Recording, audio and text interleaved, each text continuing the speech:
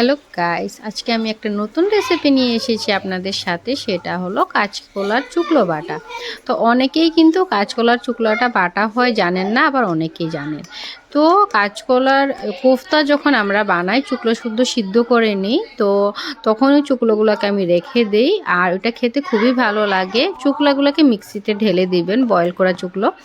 আর তার মধ্যে পেঁয়াজ, শুকনো লঙ্কা আর কালি জিরে, রসুন এগুলো ভালোটিকে ভেজে ওই মিক্সিতে একবারে পেস্ট করে নেবেন।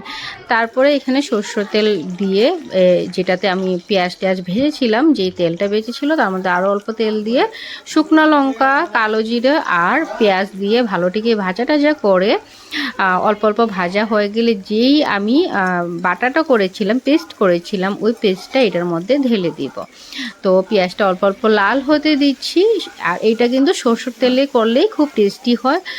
আমরা কিন্তু নানান ধরনের বাটা খাই, বাটা দিয়ে খেতে ভাতটা খুবই ভালো লাগে। আপনাদের কেমন লাগে অবশ্যই কমেন্ট করে জানাবেন। তো এটা আমি ভিডিওটা বাংলাতে করছি, কারণ এটা বাঙালি স্পেশাল রেসিপি একটা। তো অনেকেই জানেন, আর যারা জানেন না একবার খেয়ে দেখবেন, অবশ্যই খুব টেস্ট লাগে। আর ওই তেলে আর কিছু না, শুধু নুন, হলুদ, আর যদি আপনি একটু ঝাল খেতে ভালোবাসেন লঙ্কা গুঁড়ো দিয়ে দিবেন।